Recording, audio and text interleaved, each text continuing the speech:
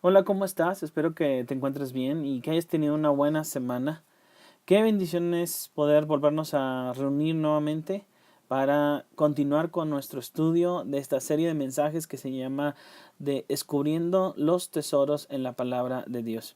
El día de hoy corresponde ver la tercera parábola que el Señor Jesús enseñó a las personas que lo rodeaban. Alguien que dio un curso de liderazgo dijo lo siguiente: todo lo grande un día comenzó pequeño. Qué interesante.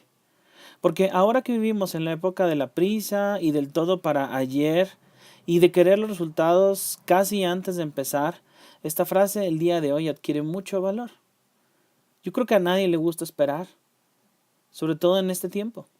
Vivimos en un mundo quizá de horno de microondas, en donde el que lo entrega más rápido es el mejor. Todos sabemos que lo bueno y duradero se cuece a fuego lento, porque el verdadero placer está en el camino y nunca en la meta. Las metas son simplemente el medio, pero nunca el fin. La verdadera abundancia reside en disfrutar del camino y con las prisas, claro está, el camino nos pasa totalmente desapercibido. Tenemos historias de personas que han sido grandes en el deporte, en la ciencia, en el arte, pero quizá olvidamos lo que les costó llegar a ese nivel. Quizá deseamos su mismo éxito, fama o dinero o llegar a esos niveles, pero no queremos ser parte del sacrificio que se necesita realizar, sobre todo paso a paso, para llegar a aquel nivel. Y seguramente no queremos esperar. Pero ¿será diferente con Dios en su caminar con Él?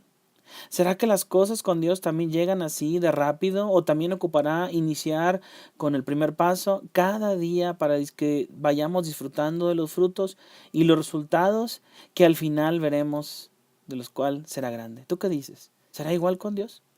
Es por esto que el día de hoy veremos la parábola de la semilla y de mostaza, la cual es muy probable que en aquel mundo antiguo se le consideraba proverbialmente la semilla más pequeña, pero conforme el paso del tiempo, esta semilla se extiende de manera impresionante en un árbol y sus ramas. Recuérdalo, las cosas grandes empiezan siendo pequeñas.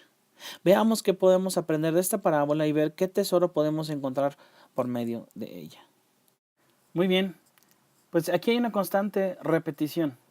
De hecho, en Mateo 13:31 podemos ver lo siguiente. Otra parábola le refirió diciendo: el reino de los cielos es semejante. Hasta ahí. Jesús realmente quería dejar bien claro este tema en la vida de las personas que lo escuchaban. No solo una vez ni otra vez, sino en el capítulo 13 Jesús lo comenta 8 veces. Imagínate. 8 veces hablando del reino de los cielos. Aunque el reino de los cielos era literal, era un reino que vendría Jesús a ofrecer a los judíos, es interesante que esta frase reino de los cielos solo es utilizada en Mateo. Ahora bien, el libro de Mateo era un libro a los judíos. Entonces, Jesús venía a ofrecer ese reino a su pueblo, a los judíos, pero ellos no lo quisieron. Lo crucificaron, lo maltrataron y vinieron a dejarlo muerto en la cruz. Para ellos no lo aceptaron ese reino. Pero también en la Biblia, en otros evangelios, también nos habla del reino de Dios. Un reino de Dios que el Señor nos invita a ser parte de ese reino. Él como rey principal y nosotros como sus súbditos. Nosotros como siendo parte de ese reino. Y no solamente en este tiempo, sino el día de mañana que el Señor, no solamente en este tiempo de manera espiritual, sino el día de mañana que podamos gozar y pertenecer y ser parte de aquel reino glorioso que el Señor nos tiene preparados. De hecho, una vez, cuando Jesús estuvo hablando con Nicodemo, ¿no te acuerdas? Aquel hombre que lo buscó de noche a Jesús. En Juan 3:3, respondió Jesús y le dijo: de cierto te digo, que el que no naciere de nuevo no puede ver el reino de Dios. El reino de Dios es regido por Dios y específicamente Jesucristo, que es Rey de todos los reyes y reinos y Señor de todos los señores y es Señor de todos. Ese es ese reino que el cual Jesús quería totalmente recordarle a la gente, invitarles a que sean parte de este glorioso reino. Aunque algunos ni se preocupaban por ser parte de este reino. ¿Y sabes qué? Pasa tal cual ahora. Es muy similar.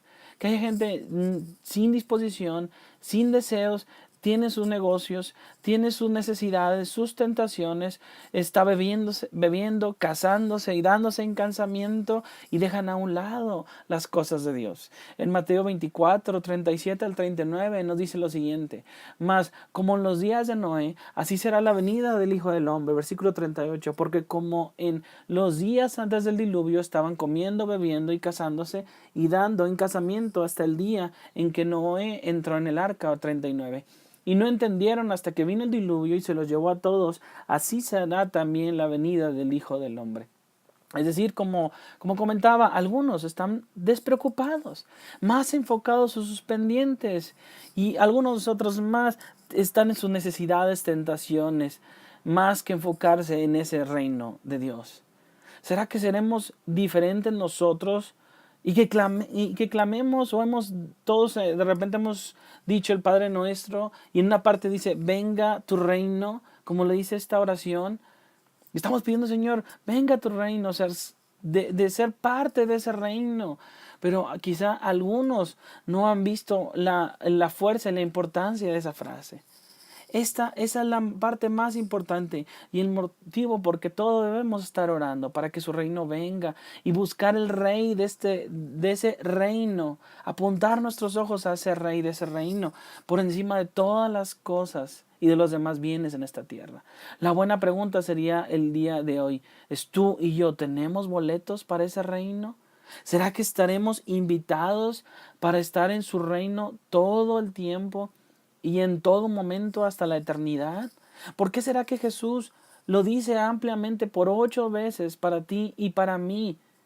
Es algo que definitivamente necesitamos estar seguros. Seguramente cuando tú te formas en una fila, en el cine o en algún lugar donde vas a entrar, tú sabes que ahí hay lugares donde te piden un boleto. Y si ese boleto no lo tienes, no te van a dejar entrar. Pero si tú tienes tu boleto en tu mano, no te preocupas porque dices, yo voy a entrar, no pasa nada. Pero si no lo tienes, seguramente estás preocupado y vas a decir, oye, ¿me preguntarán por mi boleto o no me preguntarán? Entonces yo te preguntaría si el día de hoy tú tienes ese boleto que algún día te va a llevar a su reino, al reino de Dios. ¿Sabes qué significa el número 8 en la Biblia? El número 8 representa abundancia. El número 8 representa nuevos comienzos. Si el Señor Jesucristo terminó la tierra en 7 días y el séptimo día descansó, ¿sabes qué pasa en el 8? Inicia un nuevo ciclo. Yo me pregunto si tú y yo somos parte de ese nuevo comienzo. Y que si estas mismas palabras del Señor Jesucristo, tú ya la entendiste, no necesitas que Él te repita una tras otra vez, sino realmente tú y yo estamos apuntando para ese glorioso reino. Ojalá y te encuentres consciente de este nuevo inicio, y no en esta tierra, sino en una nueva tierra, en un nuevo lugar de cielos nuevos y tierra nueva. Ahora aquí hay una buena acción, la acción de sembrar. Fíjate cómo dice en Mateo capítulo 13, 31. Otra parábola le refirió diciendo, el reino de los cielos es semejante al grano de mostaza que un hombre tomó y sembró en su campo. Nuevamente nos encontramos con la siembra y la cosecha.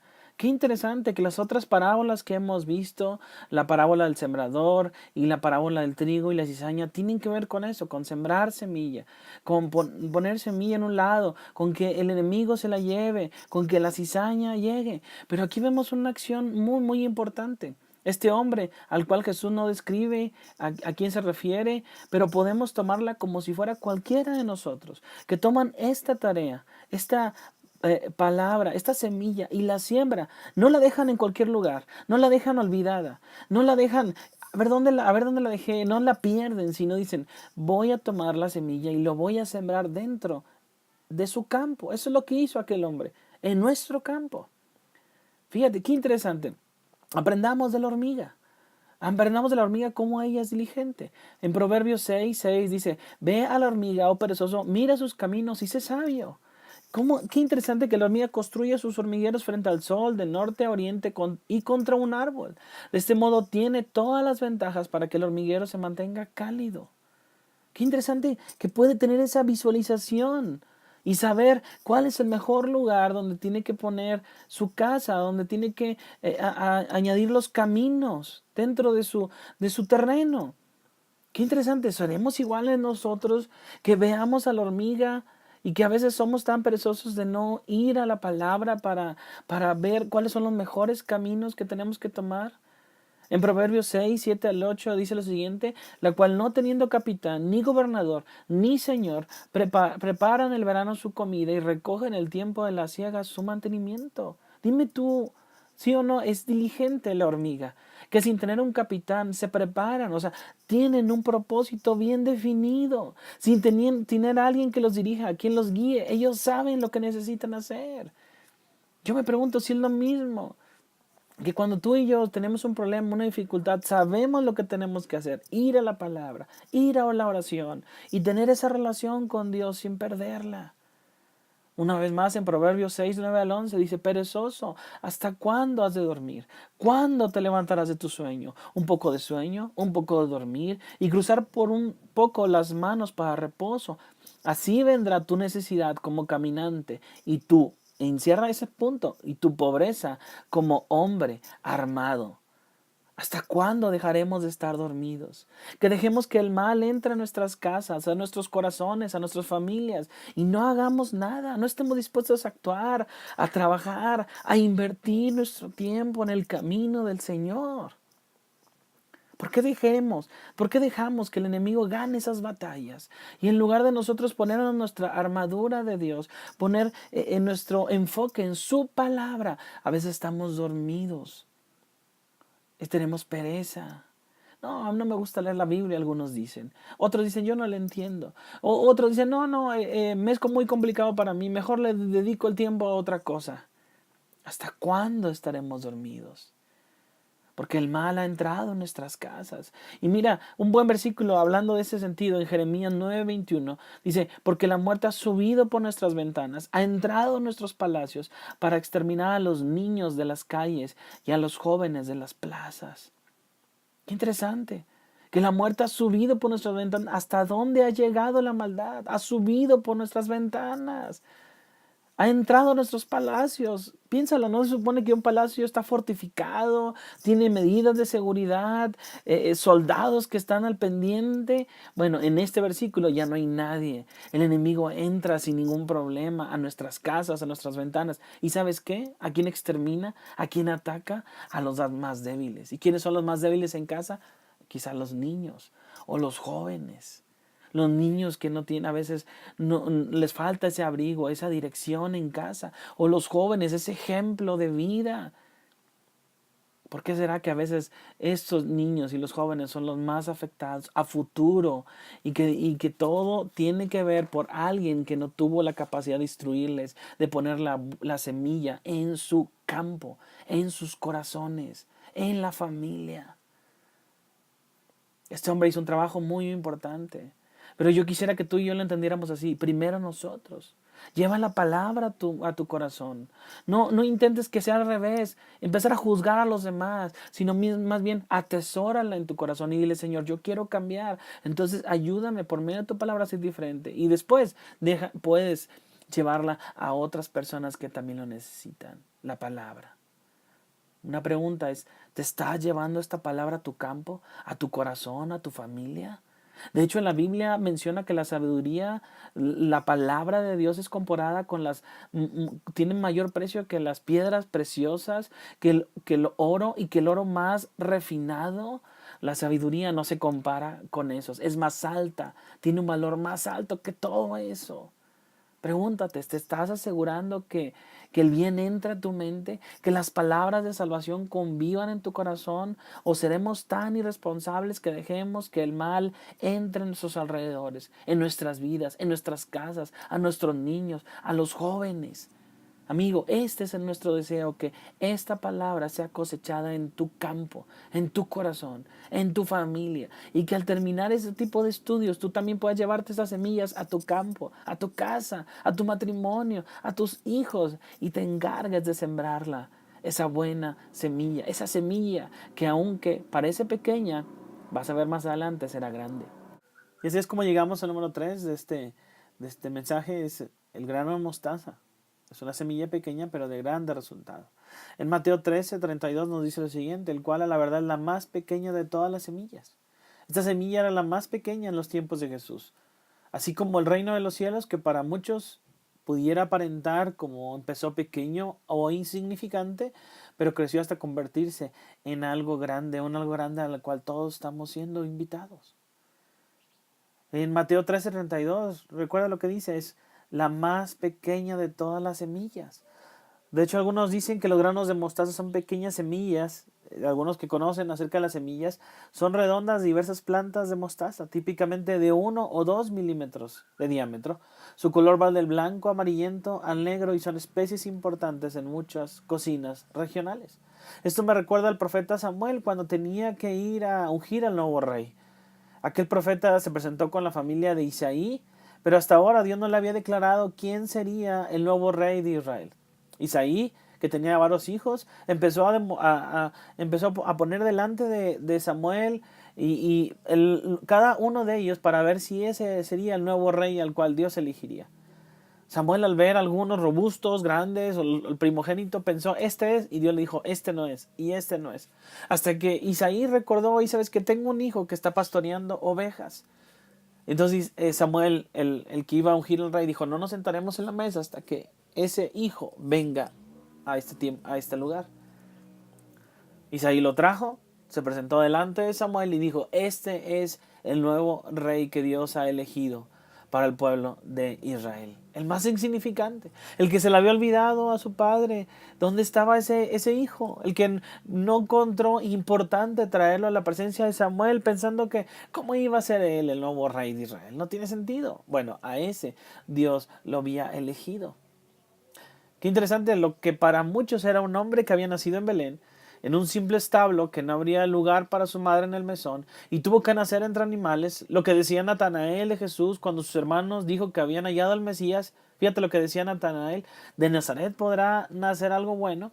Lo que otros decían, ¿no este es el hijo del carpintero? Y otros, ¿no es este el carpintero, María su mamá y sus hermanos que conocemos? Bueno, este hombre es Jesús, que fue rechazado en Nazaret, corrido de aquel lugar donde había sido sanado al endemoniado gadareno, y fue este mismo Jesús maltratado, golpeado, desnudado, crucificado y muerto. Jesús, sin reconocimiento de los líderes religiosos y sin ninguna clase de influencia política, ¿qué podía surgir de ahí? De hecho, podemos ver hasta dónde llegó el Señor Jesucristo en Isaías 53:3. La palabra de Dios dice que fue despreciado y desechado de los hombres, varón de dolores, experimentado en aflicción, y como uno de quien los hombres esconden el rostro, fue despreciado y no le estimamos. Esa piedra que desecharon los edificadores ha venido a ser la piedra principal, la piedra del ángulo, la piedra en la cual las construcciones se alinean a ella para crear esas grandes cosas y edificios. El Señor Jesucristo es la piedra desechada por los desobedientes, la cual ha venido a ser cabeza del ángulo. Y todos aquellos que no creen en el Señor Jesucristo serán quebrantados y desmenuzados. El Señor Jesucristo es la piedra probada, angular, preciosa, de cimiento estable para Dios Padre y para los elegidos. Nuevamente pregúntate, ¿quién podría imaginar que de un judío ajusticiado en una cruz por el Imperio Romano, rechazado por su propio pueblo y abandonado por sus discípulos, pudiera surgir un movimiento que 2000 años después seguiría creciendo por todos los países del mundo? Eso, solo Jesús. Lo que para algunos es locura, para otros es verdadero poder de Dios.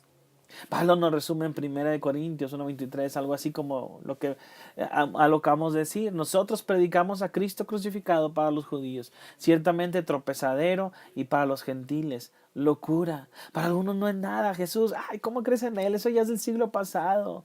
O sea, no tiene sentido. Ah, mira, pobrecito, cree en alguien que ya murió. ¿Cuántas veces a lo mejor te has sentido así y relegado, desechado por tus amigos, menospreciado por lo que crees? Pero déjame decirte algo y recordarte, no importa que tu inicio sea sencillo o débil, porque en cuanto dices soy débil, entonces serás fuerte. 1 Corintios 1:18 dice, porque la palabra de la cruz es locura a los que se pierden, pero a los que se salvan, esto es a nosotros, eso es poder de Dios. ¿Qué diferencia, no crees? Para algunos es locura lo que tú y yo creemos, para algunos lo menosprecian, pero para nosotros es poder de Dios, porque algún día le veremos y estaremos en su presencia. Así fue esa semilla de mostaza tan pequeña, pero déjame decirte lo que después será un gran árbol y lo será también contigo. En Mateo 13:32, mira lo que dice la segunda parte. Pero cuando ha crecido es la mayor de las hortalizas. Esta semilla a futuro será la mayor de todas. Será un gran árbol. De hecho, la semilla de mostaza produce un arbusto de hasta 2 metros, es decir, 6 pies de altura, con grandes ramas en donde las aves pueden posar. Adam Clark es un buen ejemplo de alguien con la opinión de la mayoría acerca de esta parábola y la que le sigue. Ambas de estas parábolas, él decía, son proféticas y eran para mostrar principalmente cómo desde un inicio muy pequeño el Evangelio de Cristo impregnaría todas las naciones del mundo y llenarlas con la justicia y santidad de verdad. Así de pequeña era la semilla de mostaza. Y mírala ahora. Mira hasta dónde ha llegado. Mira cómo su palabra ha cruzado fronteras, países que estaban cerrados a su palabra y ahora le han escuchado y aún en sus respectivos idiomas. Lo que comenzó con un poblado de Belén insignificante, lo que fue un carpintero judío que hablaba en medio de un pueblo bajo la esclavitud de los romanos, lo que comenzó con 12 hombres a los cuales enseñó cuando él estaba en la tierra, y realmente aquel grupo de discípulos estaba asustado, como menciona en Juan 20:19. Estando las puertas cerradas en el lugar donde los discípulos estaban reunidos por miedo de los judíos, realmente tenían miedo. Y aún así el Señor más adelante en Hechos les manda que no solo vayan a Jerusalén, Judea y Samaria, sino hasta lo último de la tierra. Lo que comenzó de manera insignificante, mira hasta dónde ha llegado. Para unos creyeron que el cristianismo moriría y sería simplemente algo de moda, algo pasajero. John Lennon, durante su entrevista con una revista americana en 1966, les dijo: la cristiandad acabará, desaparecerá. Yo no tengo que discutir sobre esto. Yo estoy seguro, Jesús era ok, pero sus asuntos eran demasiado simples. Hoy, nosotros somos más famosos que él. Lennon, después de decir que los Beatles eran más famosos que Jesucristo, fue asesinado por un fan al cual recibió 6 disparos en su cuerpo. ¿Y sabes qué? El cristianismo no ha parado, pero él sí murió. Como esa pequeña semilla insignificante ahora es de bendición para otros. Pregúntate, dices que no tienes que ofrecer nada a Dios y mira lo que otros hicieron. Mira lo que piensa en Pablo o en Pedro y personas que tenían debilidades y defectos. Y quizá puedas tú decir, ¿sabes? ¿Yo qué puedo ofrecer a Dios? Bueno, piensa en ellos. Piensa en Pedro, que aun cuando negó a Jesucristo, aún Jesús lo volvió a utilizar. Piensa en Pablo, que era un perseguidor de los cristianos y mira cuántos libros del Nuevo Testamento escribió. O piensa en las mujeres del Nuevo Testamento, las cuales eran un tanto relegadas en ese tiempo por la sociedad, pero fueron las primeras en estar cuando Jesús resucitó. Y fueron las primeras en avisarle a los discípulos que Él había resucitado. Así que no te desanimes. Quizás piensas que nadie está escuchando la palabra de Dios por medio de ti. O a lo mejor pienses que de qué sirve tanto esfuerzo si tu familia no se acerca a Dios. O piensa, yo quizá pudiera pensar de qué sirve que comparta el mensaje los domingos si la gente se duerme. ¿Para qué tanto sacrificio si existe una gran maldad? Quizá otros dirán. Pero amigo y hermano, yo te animo a que no te desanimes. A lo mejor lo que tú dices que ese marido o otro matrimonio no va a funcionar, a lo mejor en el futuro será ese matrimonio usado por Dios para unir a parejas que están al borde del divorcio. Quizás si eres maestro en la iglesia, en alguna clase dominical, a lo mejor esos niños que van corriendo de un lado al otro podrían ser esos futuros misioneros. A lo mejor dices, es que este hijo rebelde no entiende, esta hija rebelde no entiende, cada vez es más difícil, pero no sabes que el día de mañana puede ser usada por Dios o usado por Dios para bendecir a otros. Recuerda, así pasa también con Dios. Las cosas grandes empiezan siendo pequeñas. Por favor, no te desanimes, aunque tu inicio sea sencillo, aunque quizás estés comenzando a aprender la Biblia, aunque estás empezando a usar la Biblia, aunque estés empezando a conocer de Dios. Si estás con el Señor, tu final será glorioso y estarás en la eternidad con Él. Eso, amigo y hermano, producirá y deberá de producir un grande gozo. No importa qué tan pequeño podría ser, recuérdalo, tu final será glorioso. Y no solo eso, sino se convertirá en un gran árbol que también será de ayuda a otros. En Mateo capítulo 13, versículo 32 dice lo siguiente: y se hace árbol de tal manera que vienen las aves del cielo y hacen nidos en sus ramas.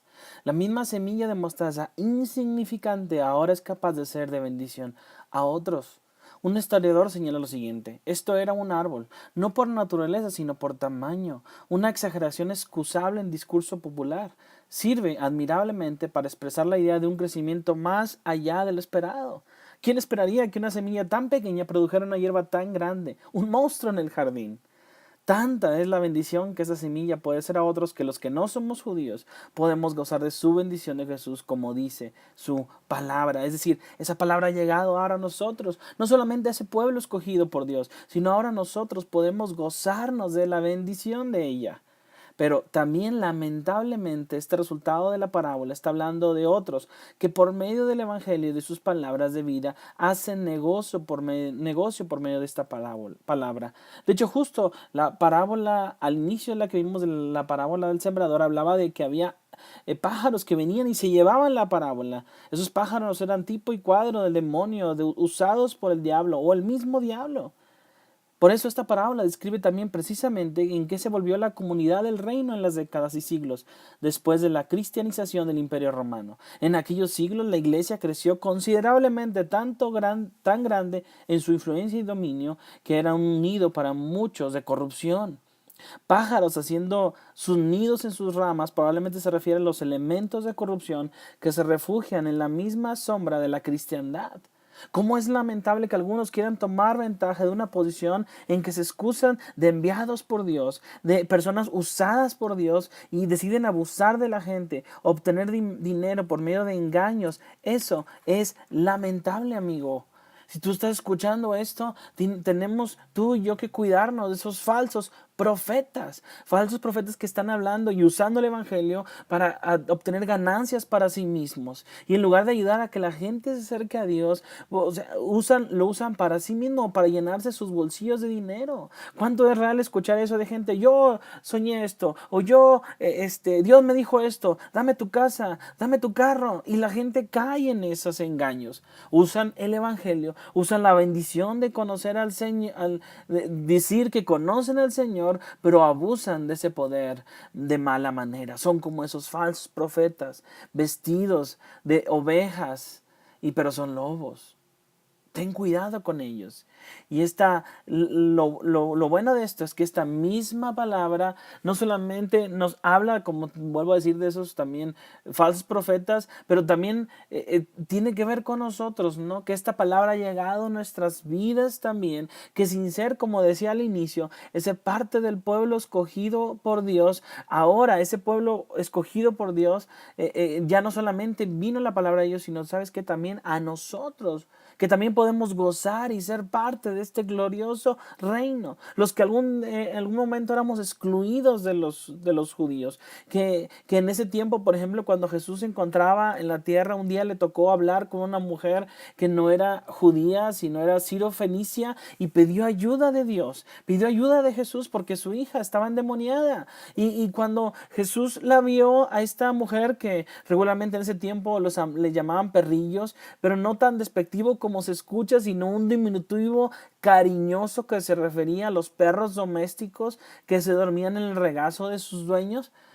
Cuando Jesús escuchó a esta mujer que pedía ayuda, en Marcos 7:27 le dijo lo siguiente: deja primero que se sacien los hijos, porque no está bien tomar el pan de los hijos y echarlo a los perrillos. Jesús está diciendo, no está bien, o sea, yo vine a mi pueblo, los judíos.